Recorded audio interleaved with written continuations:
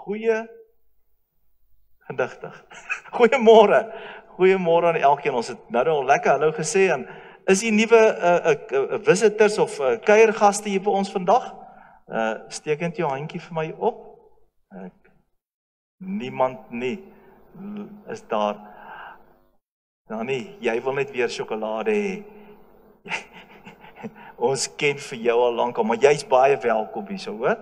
Jy's baie welkom. Die gemeente is nie so leeg soos hulle gesê het nie. Ons is 'n besige groepie vanoggend hier. Ons het lekker gelofprys, amen. Dit was lekker geweest. En ek gaan vir ons die preek begin met 'n storie.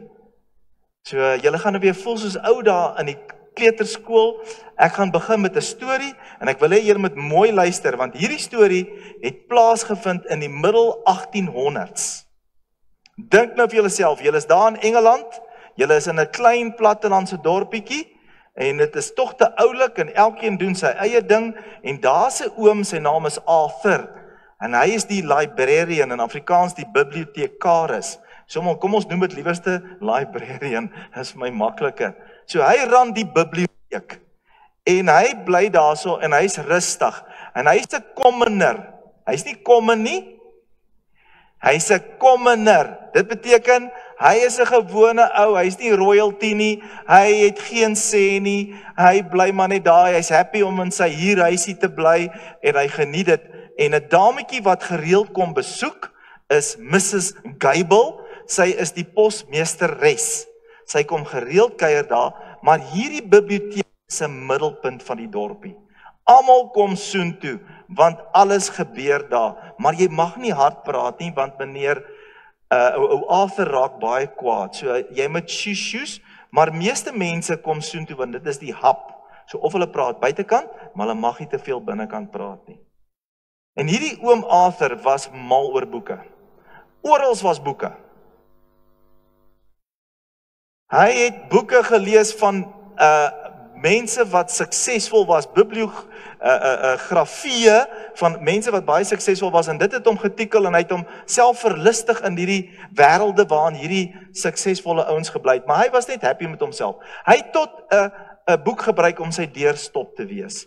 So lekker dik boek wat hy by sy ma gekry het van een of ander verlate tante het hy die boek gebruik om die deur oop te maak en daar was 'n meneer Finch. Okay, so ons het nou mevrou Gable, ons het oom Arthur, die wat deurskryf, julle moet lees, is belangrik. En nou meneer Finch. Meneer Finch was sommer net 'n lekker 'n prokureur. Jy weet mos prokureurs hou daarvan om te praat. So hy het gereeld gekom om al die kinderstories daar te luister by oom Arthur. Maar oom Arthur was nie baie mal daaroor nie, want hierdie ou begin sag praat en dan begin hy opgewonde raak oor 'n kinderstorie wat Arthur vertel, dan begin hy al harder raak en dan sê hy vir hom En eendag toe kom hierdie oom Finch weer aan. En hy probeer een of ander storie hoor oor 'n stamboom wat ergens in die gebied bly en hy weet want Arthur ken al die mense al vir 4 generasies. Sy maale het al daar gebly en hy soek 'n stamboom en die ou begin weer opgewonde raak. En oom Arthur raak so kwaad, hy jaag vir Finch uit die biblioteek uit. Klas, dis erg. Hy jaag hom uit en hy slaan die deur toe en hy skop hy boek so weg. En daar val 'n geel koevert uit wat Tolly vanoggend in die bidkamer geweet het, maar hy het nie geweet wat se koevert hy van praat nie. En hy vat hy boek en hy tel hom op en hy vat hy koevert en hy gooi in die mandjie in. En mevrou Gable stap verby en sy sê, wat gooi jy weg? Sy sê net so koevertjie. Sy sê, maar daar's 'n seël op hom. En dit lyk na 'n seël wat ek ken van 'n estate buitekant 2 dorpe van ons af. En hy sê nee, dit kan nie waar wees en sy vat die koevertjie en sy maak hom oop en waarlik, wat gestaan daar binnekant? Die ou verlore tante. Wie van julle het die storie al klaar uitgewerk? Die ou verlore tante het geen nasate gehad nie en sy het die boek vir haar sussie gegee jare terug wat sy ouma was. En die boek is af en niemand wou die boek lees nie, want dit is nie 'n baie lekker topik gewees nie. En in hierdie boek lê die erfporsie wat sê, ek is nie meer dit nie, maar een van julle kan hierdie plek erf. So sy ouma, jy het dit nie gelees nie, sy Ma het dit nie gelees nie, maar Arthur, deur hierdie omstandighede, wat hy vir meneer Finch uitgejaag het, kry toe die koevert, en hy word toe die wat? Die eienaar van Blackwood Manor Estate in Oak Haven, Engeland. Het jy dit neergeskryf? Oak Haven, Engeland. En hierdie commoner, wat common was, is toe nie meer common nie. Hy het toe ewe skielik gesê, want hy is nou royalty. Hy bly op hierdie paleiserige plekkie op 'n village, en ewe skielik is Arthur, amper soos King Arthur, verstaan jy? En hy het dit nooit geweet nie. Alles was hier by hom. Alles was by hom, maar hy het nie geweet nie. En ek wil vanoggend graag daaroor gesels. Ek wil vanoggend gesels bietjie oor gebed wat jou erfenis is. 'n Erfporsie wat ek en jy het.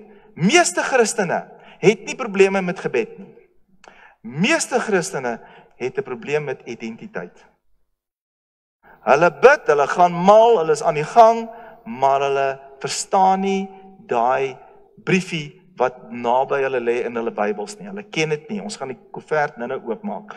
So, hulle bid hierdie diensteggebede en smeekgebede in plaas daarvan, weet om heeltyd natuurlik dat hierdie smeekgebede is toestemming gebede. Hulle vra heeltyd toestemming in plaas daarvan om jou seuns en dogter gebede te bid waar hulle reeds goed aan hulle behoort en dit net moet afbring aarde toe.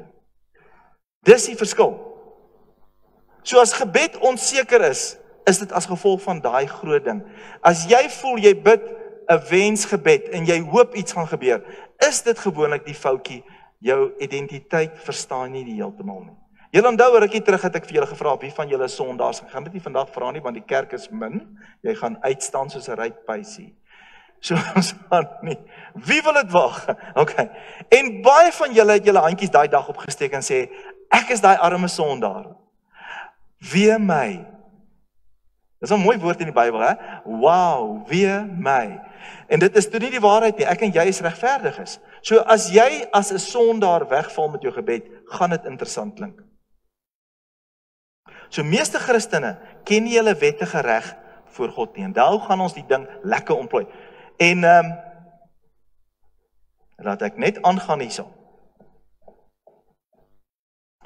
As jou gebede bid vanuit 'n verlies aan identiteit, is dit meer 'n geskree en 'n geroep hier vanaf aarde boontoe na hemel toe.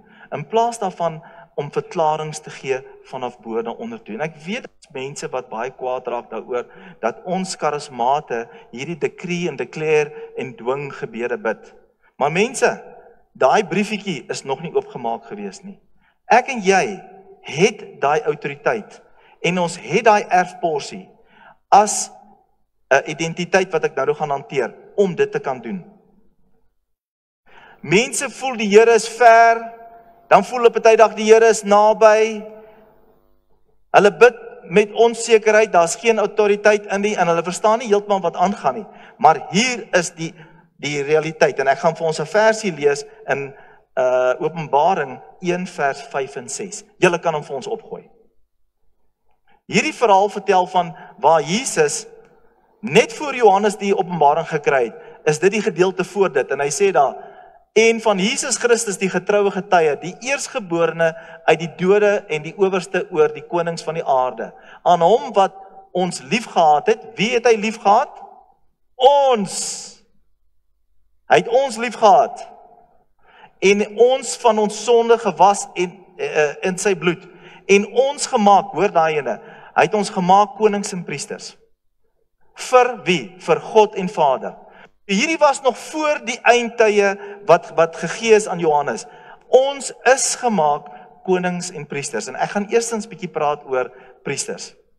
Ek gaan eers 'n bietjie daaroor gesels. Hy gaan ons nie maak nie, hy het ons gemaak. En dit is baie belangrik, dat ek en jy dit sal verstaan. So priesterskap is 'n heilige 'n identiteit wat ek en jy het. Dis nie 'n toekomstige beloning nie, dit gaan nie eendag gebeur nie. Ons is reeds priesters. Nou dink jy klaar in die Ou Testament, jy sien hierdie ou wat instap en so aan, en hy gaan slag 'n bees of wat ook al, en hy sprinkel die bloed. Dis min of meer dit, moenie bekommerd wees nie. Ek dink aan die verhaal, ek het dit nie beplan om te sê nie, maar in Genesis 28 is Jakob by Bethel waar hy daai droom het van die leers wat op en af gaan, waar die engele opgaan en die engele afgaan. En op 'n stadium toe ontmoet hy dat die Vader daar is en hy sê, waarlik, hierdie is die huis van die Here. Hierdie plek waar ek is, waar hierdie op en af beweging is die huis van die Here. En dit is waar ons vandag oor gaan praat. Ek en jy is portals. Ons is openinge. Julle weet hoe lyk 'n laptop hier so langs die kant. Myne is nou 'n bietjie klein, maar hierdie byvoorbeeld is 'n port waar hierdie USB plug inplak. Jou rekenaar het ports om in te plak sodat sekere goed in die rekenaar kan inkom. Net so is ek en jy openinge vir hemel om te werk. En 'n priester is een daarvan. 'n Priester weet sy toegang word nie verdien nie. 'n Priester weet sy toegang, sy opening word nie verdien nie, maar dit is gegee, net soos ons nou daar gelees het. Hy bid nie asof hy die Here se aandag kry nie, hy bid want hy weet hy die Here se aandag. Kan ek dit weer sê? 'n Priester bid nie om die Here se aandag te kry nie, hy het dit reeds. Daar is 'n confidence binne jou om te begin. Daar's geen prestasie aan verbonde nie. Jy bid want jy het die Here se aandag. Jy het sy aandag. Kom ons lees Hebreërs 4 vers 16. Kom ons lees Hebreërs 4 vers 16 wat dit baie mooi sê. Hy sê, laat ons dan met vrymoedigheid na die troon van die genade gaan, sodat ons barmhartigheid kan verkry en genade vind op die regte tyd gehelp te word. Julle sien, 'n priester kan dit doen. Hy weet wat is sy stand. Hy het daai vrymoedigheid. En ek dink baie keer wat die vyand vir ons sê is, julle ouens wat so praat van, julle het vrymoedigheid om te gaan, dis arrogant man. Hoe kan jy sê, jy kan enige tyd instap by die troonkamer? Die vers sê dit daar, so die woord sê dat ek en jy vrymoedigheid het deur die bloed van Jesus. Nie hoeveel keer kerk toe gekom het nie. Jy is gemaak 'n priester en as gevolg van daai priesterskap het ek en jy toegang. Vrymoedigheid beteken nie om lel te wees nie, om in te stap en 'n sien daarvan te maak nie. Jy het 'n stil verwagting en 'n wete, jy is God se kind, jy is sy priester, jy is nou reg perfek in God se wil. Dit is wat 'n priester doen. Hy storm nie, hy's nie bekommerd oor sy posisie nie. Hy weet wat sy posisie is. Hy weet wat sy werk is. Hy hoef nie dit te bewys nie. Dit is wat vrymoedigheid, ware vrymoedigheid is. Jy stap in en jy weet die Here het jou reeds verwelkom. En dis hier waar die vyand nou kom en ek dink hier's wat ek agterkom met my en met baie van ons gebeur. Die vyand kom en hy sê vir jou, jy's te jonk. Of jy het net gister 'n kind van die Here geword. So daar's nie 'n manier dat jy sommer nou kan instorm en God kan nader nie. Jy moet of 'n pastoor of 'n profeet of iemand baie belangrik wees of 'n dominee om te nader tot God. Jy het te veel foute. Dis wat hy vir ek en jou sê. En nou val ons vir daai leuns. En nou het ons eers gebid en die antwoord het nie gekom volgens ons antwoord nie. En as gevolg van daai herinneringe is dit nou vir ons 'n blokkade. En dis eintlik my doel vir oggend saam met die Here, om jou net weer wakker te maak. Hoekom doen ek dit? Julle onthou vir Sheldon wat hy was saam met profeet Andries van Leerde, né? En hy het op 'n stadium gepraat daarvan, in hierdie tyd wat ons nou feesgety ingaan, is ons gewoonlik geneig om ons gaar te laat val. Ons bid nie meer nie, en ons is hierdie kalmte en ons selgemeente sluit, en ons is op 'n rustige mode. Jy moet onthou, die vyand werk moeiteloos, aanhoudend. Ons het aangemeld vir 'n weermag. Jy het gehoor wat Andries altyd gevra het vir my, hy het my gevra of ek in die weermag was. Is daar 'n tyd wat ek kon besluit het, ek rus nou eers, terwyl die ander troepe rondhardloop en die vyand mense is? Nee.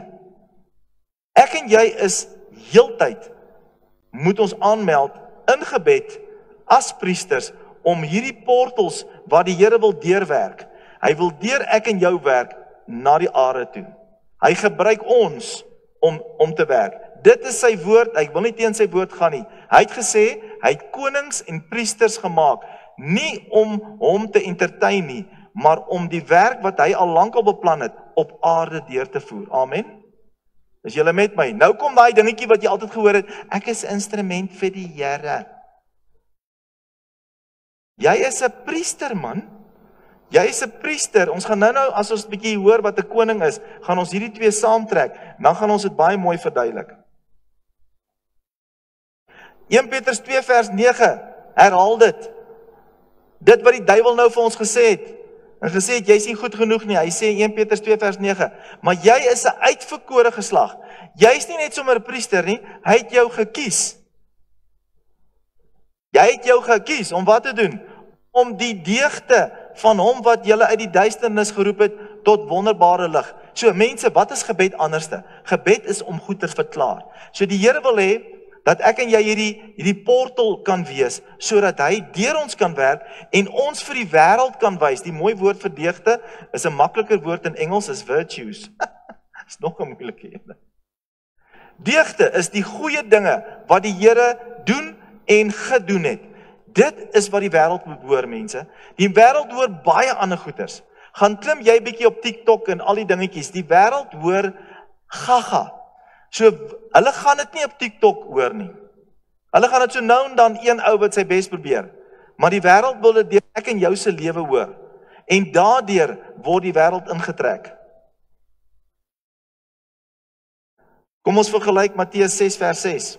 En nog 'n versie wat aandui dat jy 'n priester is. Dis die storie waar Jesus vir die disippels verduidelik het hoe om te bid. Hy sê, but when you pray, go into your most private room and closing the door, pray to your Father who is in secret, and your Father who sees in secret will reward you in the open.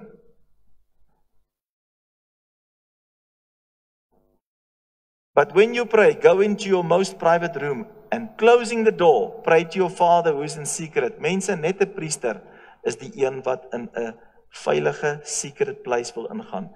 Daar waar hy die Here ontmoet, daar waar hy uitroep na die Here en instaan vir mense. As jy vir 'n familielid bid, moenie as 'n desperate diggie neefie wegval en skree en begin paniekerig raak nie. Dit help nie. Jy bid nou as 'n wat? 'n priester wat sy stand ken en 'n geestelike bedekking oor hy familie sit. Dis jou werk. Dis wat 'n priester doen. Hy bedien opwaarts na die Here toe en die Here werk deur hom en jy trek 'n bedekking oor hy familie en jy staan tussen beide dat God se toorn en die vyand se aanslag nie op hy familie kom nie. Dis jou werk. Jy doen nie 'n wensgebedjie in 'n hoop. Laas keer het ek 'n denim gedra toe werk 'n gebed van nou dra ek heeltyd 'n denim. Daar's nie 'n resepie soos dit nie. Jy is 'n priester, jy word nie een nie. Neem jou posisie op. Dis wat die Vader vir ek en jou vandag sê. Neem jou posisie op. Moenie net sê ek is 'n arme sondaar, ek is 'n commoner, ek het niks krag nie, dat ek is maar net hier om te survive. Dankie tog, ek gaan hemel toe. Mense, die Here kom net een keer weer terug. En tot hy kom, is ons sy verlengingsarm. Is ons sy portal waardeur ons werk. So gebed gaan nie oor 'n grocery lys nie. Gebed gaan oor die wêreld daar buitekant te bereik met dit wat die Here reeds binne jou geplaas het. Ek en jy het 'n mandaat om in te tree. In te tree beteken om tussen beide te tree. Partykeer dink ons die Here hoor ons meer op ons heilige dae, as ons hier in die kerk sit met ons mooi kleertjies, as ons harde dae. Ons begin wensdenker hê, ons begin reseppies uitwerk om te sien hoe kan die Here werk. Hy het vir Koos min of meer daardeur gekom. Wat het Koos reg gedoen? Maar wat ons nie besef het nie, ek het julle gesê wat is die grootste probleem? Die probleem is nie bid nie, die probleem is identiteit. Gebed is niks anderste as identiteit in aksie.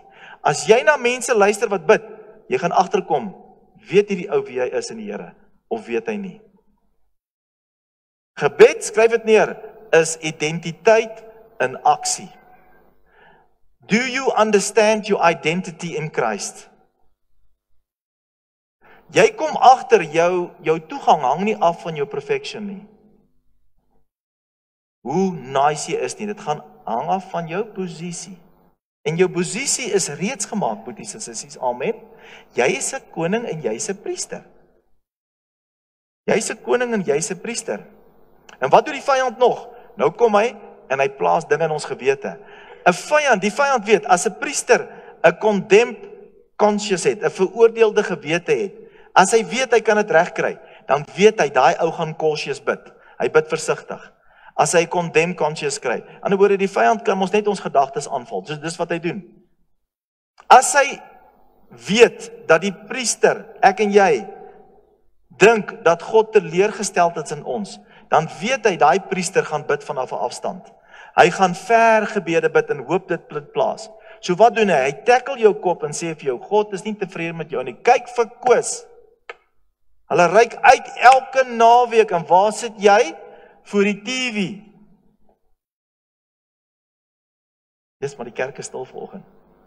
Mense hier na hierdie diens gaan ons almal aanmeld. Julle gaan sien. Dit is fantasties om 'n bidder te wees. Wat doen hy nog? Hy laat jou twyfel in jou stand voor die Here. En dan gaan jy nooit in jou autoriteit instap. En nog 'n ding wat hy graag wil doen is, hy trek jou ID skeef. Hy sê vir jou, your identity is nie wat jy dink dit is nie. So wat die Vader wil hê is, hy wil hê dat ons hierdie volgende vers mooi moet luister. Hebreërs 10 vers 22 sê dit, baie mooi. Die vyand kan doen wat hy wil, maar hoor wat sê hy hierso. Let us all come forward and draw near with true hearts in unqualified assurance and absolute conviction engendered by faith, having our hearts sprinkled and purified from a guilty conscience and our bodies cleansed with pure water. Hoe meer jy met God se woord spandeer, hoe meer kom die water van die woord en hy maak jou gewete skoon. En die woord is daar 'n liefdesbrief en hy sê vir jou, dit wat jy najag, jou addictions, jou tekortkominge wat jy so sukkel mee, is net 'n bewys dat jy nie verstaan wie jy is nie. Laat my water oor jou spoel. En dan sal jy agterkom, dit waarmee jy nou besig is, van kortstondige duur is. Maar dit wat ek vir jou wil gee, is 'n blywende posisie, sodat jy 'n volwaardige mens kan wees. Jy weet net nie, jy is 'n bidder. Dis nie 'n bediening in die kerk nie. Dis 'n posisie vir elke kind van God. Jy kan nie geestelik aangaan as jy nie kan praat nie, en nie ontvang nie. Jy moet besig wees, nie moet nie, dis 'n gegewe, dat as jy besef wie jy is, dat jy 'n kind van die Here is. Amen. Goed, en nou gaan ons bietjie oor koningskap praat. So jy's 'n priester, sê die woord, en dan sê hy in Openbaring 5 vers 10, herhaal hy basies die hele ding, hy sê, and you have made them, Jesus, you have made them, kingdom and priests, a kingdom, a royal race and priests to our God, and they shall reign as kings over the earth. Dit word al van Genesis gesê, Exodus, reg deur Jesaja, by in Petrus en in Openbaring. Hierdie narratief, dis mos 'n mooi woord wat almal deesdae gebruik in die politiek. Die narratief, 'n narrative. Hierdie narrative van konings en priesters hardloop regdeur. So die Vader het fisies in die Ou Testament vir die mense gewys hoe lyk 'n koning, hoe lyk 'n priester. Maar wat hy wil hê is dat ek en jy as nuutgebore kind van God besef dat jy dit reeds is. Jy het hierdie twee portals. 'n Priester staan voor God. Hier is die verskil. 'n Priester staan voor God met sy rug na die mense toe. Waarvoor staan die konings? 'n Koning staan voor die omstandighede. Die omstandighede op aarde is hier sodat ek en jy saam met die Here omstandighede kan skuif. Priesters ontvang uit die hemel, konings dwing af van die hemel af. Priesters bedien opwaarts en konings bedien uitwaarts. So jy het albei nodig. Jou binnekamergebede is gewoonlik jou priestersgebede. Jy as priester voor God as intercessor bekommerd oor die wêreld daar buitekant. Ek het julle al vertel, die Here sê soek eers die koninkryk. So moenie 60-60 eers soek nie, soek eers die koninkryk van God, dan sal 60-60 kom. So moenie worry oor jou grocery lys nie. Wys vir die Vader, jy besef jy is die portal. Jy wil hierdie gat wat al geroes is en man as jy daar by die see is, dan kry jy dit mos baie. Hy raak sommer so clotted. Daai rekenaar van jou, as jy hom indruk, dan moet jy hom so 6 keer met Q20 eens gooi. Hoeveel van julle ouens voel julle ou ports is bietjie geroes? Die Vader wil hê dat ek en jy daai ports moet olie. Ons moet vir hom sorg dat daai aak wat gevorm is, omdat hy langlaas gebruik is, dat hy gebruik word, sodat Vader deur ons kan werk. Mense, sien julle die perspektief? Die perspektief gaan nie oor jou nie. Ek en jy die dag toe ons die Here aangeneem het, as ons goeie midwives gehad het, midwives beteken iemand wat ons na die Here toe gelei het ons alles gehoor wat ons moet los. Jy kan nie halfhartig in hierdie weermag inklim saam met die Here nie. Jy kan nie halfhartig inklim nie. Dis surrender of los. Dis sommetjies maak en agterkom, ek los hierdie en ek vat hierdie. Daar is nie daai tipe evangelie hier nie. Een voet in die hemel, een voet op aarde nie. Jy is 'n burger van die hemel, maar jy is ambassadeur hierso. En dit is die evangelie soos hy moet verkondig word. Jy het nie aangemeld om hemel toe te gaan nie. Ons sê dit altyd, jy het aangemeld om aan die werk te spring. Amen. Wie is lus vir die werk? Ooh, hierdie amen is bietjie lui. Dis moeilik hierdie mense. Dis moeilik, maar dis maklik, julle gaan nou sien. Okay. Ons gaan daai een versie los. Ons gaan bietjie praat oor Markus 11:23. Markus 11:23. Dit is 'n koning in aksie hierdie. Truly I tell you, whoever says to this mountain, be lifted up and thrown into the sea, and does not doubt at all in his heart, but believes that what he says will take place, it will be done for him. It will be done for him. Dit is koning in aksie. Hierdie is koning in aksie, en ek gaan graag vir julle net een ding sê, voor ek afsluit met die laaste gedeelte. So ons het nou gepraat van 2 identiteite, en ons gaan nou by 'n derde waarheid uitkom, wat hierdie hele ding vir julle gaan opgewonde maak. 'n Koning sonder 'n troonkamer het geen krag nie. 'n Koning sonder 'n troonkamer het geen krag nie, en 'n priester sonder sy tempel kan nie bedien nie. 'n Koning sonder sy troonkamer is kragteloos, en 'n priester sonder sy tempel kan nie bedien nie. En die vraag is, waar is die koning se troonkamer en waar is die priester se tempel? Baie eenvoudig. Dis nie 'n fisiese plek nie, dis 'n plek binne ek en jou. Vader het gekies om sy seun te stuur om binne ons tempel te kom bly. Hierdie is die union met Christus. So, die feit dat jy 'n priester is en 'n koning is halfte van die werk. Maar die feit dat jy in union is, daai van Johannes 15 wat sê, bly in my en ek in julle, en julle sal veel vrug dra. Mense, daai ding het vir my hierdie week oopgegaan. Ek het altyd gewonder, hoekom het die Here dit gesê en gedoen, dat ek en hy een is, dat ek die loot is en hy is die wingerdstok. Hy sê nie, hy is die wingerdstok en ek is die loot wat een kan staan nie. Hy sê, ek is die wingerdstok, jy is die loot. As jy veel vrug dra, is dit goed, maar ek gaan jou gereeld proen. As jy geen vrug dra nie, sny ek jou af. Nou hierdie hele ding moet ek en jy gaan lees volgens gebed. Gaan lees Johannes 15 vanuit 'n oogpunt van gebed af. Die wingerdstok is hier, die wynedresser, die landbouer is die Vader. So wat hy doen is, hy het die stok in die grond ingesit, en daai wingerdstok het begin sappe trek van die grond af. En die lote wat ingeënt is ek en jy. En daai lote begin naderhand ook groen blaartjies kry. 'n Loot, hoor nou die eenvoudige ding hierso. 'n Loot dra nie vrug deur moeite nie. Hy sukkel nie, stem julle saam? Hy het nie die ability om 'n vrug te dra nie. So hoekom probeer hy? 'n Loot dra vrug as gevolg van union. 'n Loot dra vrug as gevolg van union. Bly in my en ek en jou is 'n bewuste moment. Gerrie van den Berg het laasweek vertel van Marie Jansen. Andrew Murray. Ek weet as 'n Murray ergens. Hy het byvoorbeeld in die dorp rondgeloop ergens.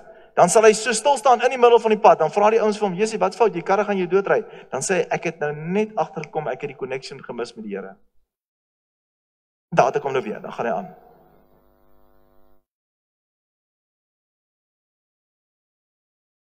Dis 'n aanhoudende bewustheid. So wat is gebed?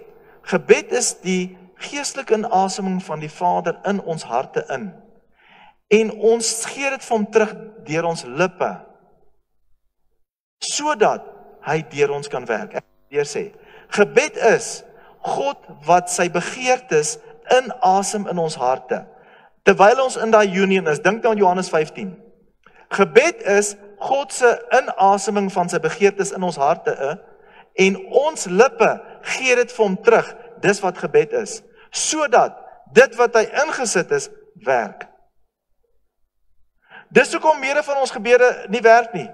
Jakobus 3 sê dit, 4 sê dit, hy sê, want julle bid selfsugtig, julle is nie ingeënt nie. Die sap wat jy getrek het, wat jy nou praat, is jou eie vrug, is jou eie vlees. Het jy by die Here gaan hoor, wat is die wil vir die omstandighede waarin jy nou is? Jy sou dit gewees het, as jy soos Andrew Murray ingeskakel is. So hier is die 3 goed rondom gebed, boeties en sissies. As jy wonder hoekom jou gebed nie werk nie, is dit een van die 3 of al 3. Jy weet nie dat jy koning is nie, jy weet nie dat jy priester is nie, en jy dink net aan doktrine dat jy gehoor het, jy's eers bly in my, bly in jou en so aan. Dis 'n bewuste moment van weet, ek is ingeplak in die wingerdstok. Ek weet wat my Vader wil. Gebed is nie jou hart wat jy by die water uitspreek nie. Dit is jou hart vol van God se begeertes wat jy uitspreek met jou lippe. Amen. So volgende keer as jy voor God se naam staan en jy gebruik Jesus se naam, hoeveel van ons gebruik Jesus se naam net as 'n uiteinde, 'n sê ding aan die einde van 'n gebed om 'n agterdeur vir ons te los? Die ware ding as jy God se naam gebruik, is nie dat jy langs Jesus staan voor die Vader en nou praat jy nie. Dis nie wat dit beteken om Jesus se naam te gebruik nie.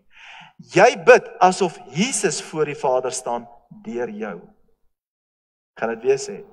As jy die Here se naam gebruik, gebruik jy nie as dat jy langs Jesus staan voor die Vader en nou het jy hom langs jou, nou bid jy in sy naam nie. Nee, jy sien hom in sy stand voor die Vader. En as gevolg daarvan bid hy nou gebeur dit nou deur jou. So jy sien die stand voor die Vader deur jou. Jy sien eers hoe hy staan en as gevolg van daai stand wat ingeplant is by in die wingerdstok, nou werk hy deur jou. God se begeertes werk nou deur jou in Jesus se naam wat reeds daar is. Jy is maar net die lood. So jy wys vir die wêreld daar buitekant en die vyand, jy's ingeënt. Gebed moet uit unity kom, anders is dit kragteloos. Gebed moet 'n koning en 'n priester verhouding hê, anders is dit sonder autoriteit en posisie. Priesterskap gee vir jou toegang, koningskap gee vir jou authority. You can't go without it to the prayer room. So baie van ons het gegaan as 'n wensdenkerry en gehoor ons moet bid, maar ons verstaan nie wie ons is nie. Die grootste probleem van gebed, soos gesê het, is 'n identity crisis. If you know you're a king and you know you're a priest and you've got union with Christ, if you want to know, that's the recipe. But it has to be a conscious know that this is the story. Ek weet dat ek is ingeënt.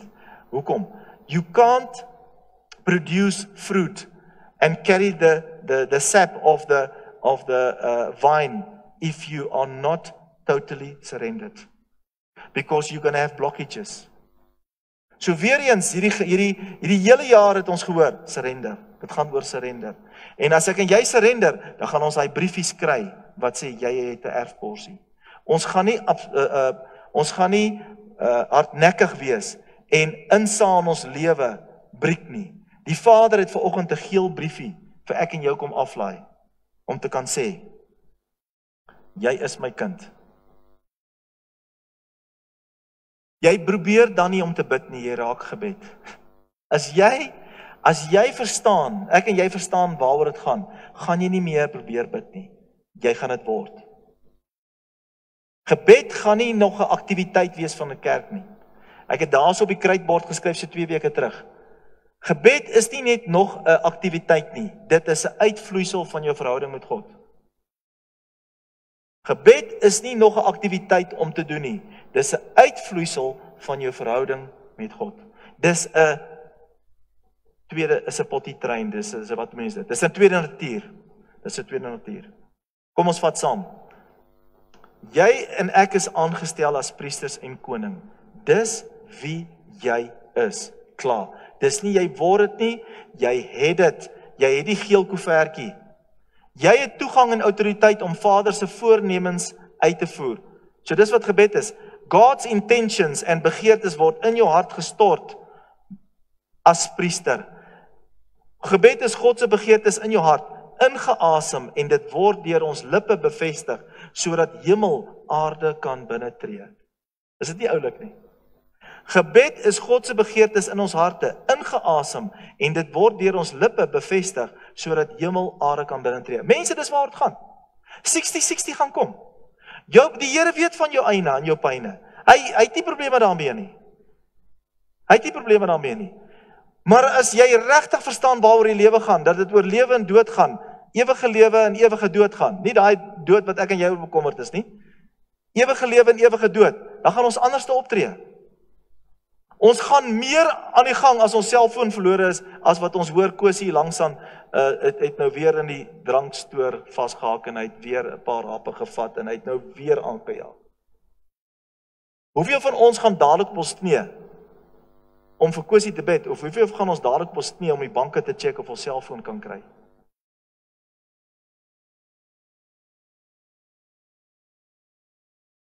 Ons is in eenheid met God deur Christus en dit maak gebed kragtig. Ons is in eenheid met God deur Christus en dit maak gebed kragtig. Kom ons bid saam.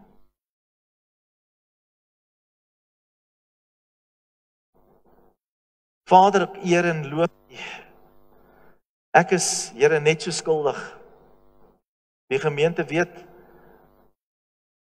ons almal probeer hard hierdie kant toe, daai kant toe, Here, maar U het vanoggend duidelik vir ons 'n geel koevert kom uitdeel. En ons erfporsie kom verwittig. En U woord sê, dat as jy weet wat reg is om te doen, en jy doen dit nie, is dit sonde. Here, en ons het vanoggend gehoor, wat is die regte ding? Ons het vanoggend die Testament gelees, wat is ons erfdeel? Wat is ons plig eintlik hier op aarde? Om U begeertes, wat U reeds in ons hart ingepomp het, maar wat ons nog nie verstaan nie, uit te deel, na buite toe.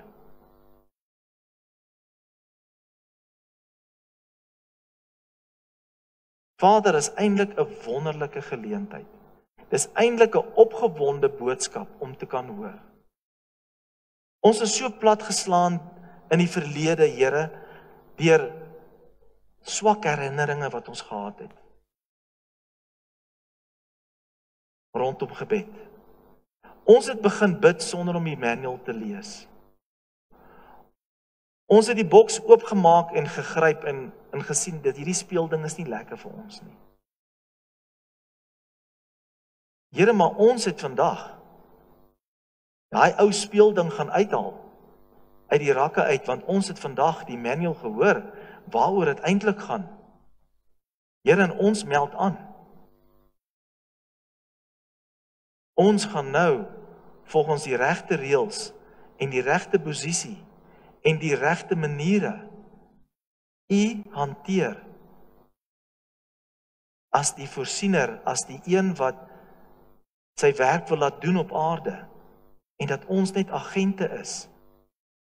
Dat ons nie hier is op lazy boys en dankbaar is ons is hemel toe en die duiwel met die res nie.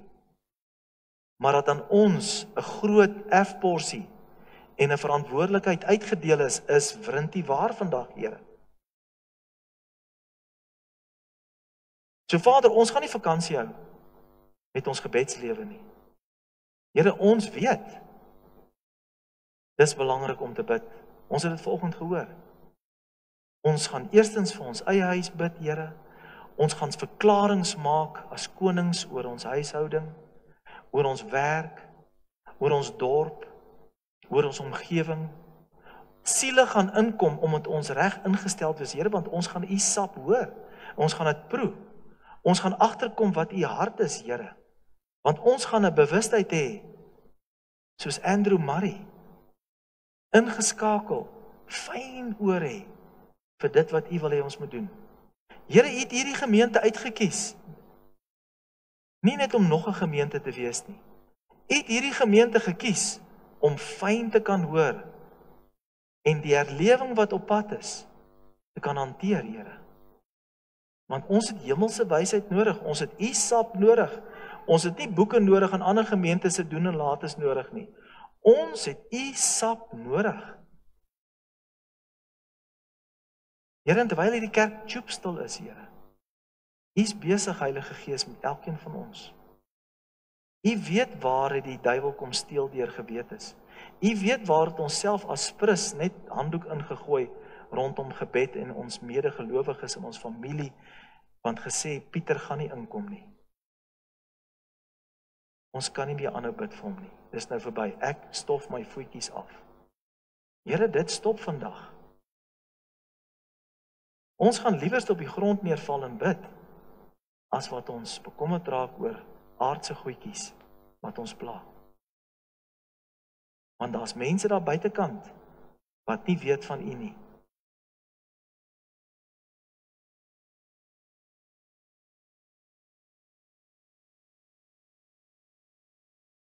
Dankie, Vader. Ons het u genade, Here, ons ontvang dit vanoggend. En ons bely, nie ons sondes nie, Here, ons bely, want ons wil saamstem met u. Dit wat belydenis beteken. Ons wil saamstem met u sap wat binne ons is. Here, ons het 'n lewe gelei wat ons dink, ons weet wat aangaan. Here, maar ons gaan nou dit beter doen. Nog beter in Jesus naam. Amen. Amen. Gemeente. Ek weet hierdie was nou 'n ernstige preek gewees. Ek was maar net die voertuig. Ek is self aan die ontvangkant. Maar mag elkeen van ons gebed anders te sien. As nie hierdie event wat gevra word, dan daar gaan 2 mense op die event wat soos 'n rugby game is, 'n final is op 'n rugby wêreldbeker. Laat ons so instroom en sê, ek is part of it. Ek gaan eers in my binnekamer begin. Jy is nie te sleg nie. Jy is nie te jonk nie. Jy is nie te stupid nie. Jy is 100% priester, koning en in unity met God. Gaan in vrede, beleef die Here se beskerming hierdie week. Beleef sy toevou. Mag jy as priester en koning uitgaan met autoriteit en toegang aan die Vader. Mag jy sy sap daar buitekant uitleef, sodat jy veelvoudig vrug sal verdra, in Jesus naam. Terwyl ons oë toe is, kom ons maak ons oë toe, ons gaan nou gou 'n gebed, so as een van julle miskien hier sit vandag, jy hoor van hierdie sap, jy hoor van priesterskap, jy hoor van, dat jy deel is van God se army, en jy voel, jy is nie deel daarvan nie, ek gaan nou net 'n gebed bid, en ons almal gaan dit saam bid. En mag hierdie vir jou 'n geskenk wees, vir Kersfees, jy wat miskien nie seker is nie. Jy sal hoor die gemeente gaan nou saam bid. Wonderlike Vader, dankie dat ek volgende kan kom. Here, ek bely dat Jesus Christus vir my sondes gesterf het. Ek bely, Vader, dat U Jesus opgewek het en dat Jesus sit aan die regterhand van die Vader. Vader, ek sê vir U dankie dat U bloed gevloei het vir my sondes. Ek neem die Here Jesus Christus aan as my koning en my verlosser. Dankie dat ek weet dat as ek sou sterwe, dat ek saam met U is in die hemel. En dankie dat ek weet dat ek nou 'n koning en 'n priester is volgens U woord. Terwyl ons oë toe is, daar enige iemand wat vanoggend for the first time decided to choose Jesus as your savior. Enige iemand wat vanoggend daai gebed gebid het. Daar enige iemand hierso wat vandag. Dankie Vader dat elkeen van ons wat hier sit eintlik nou gesê het, ek is reeds 'n koning en ek is 'n priester en ek meld aan in Jesus naam. Amen. As daar iemand is wat gebed wil hê, sal mense hier voor wees, kom maak 'n draai, kononia bietjie met mekaar En verduidelik julle gebedsstrategie aan mekaar. Lekker. Vrede vir elkeen.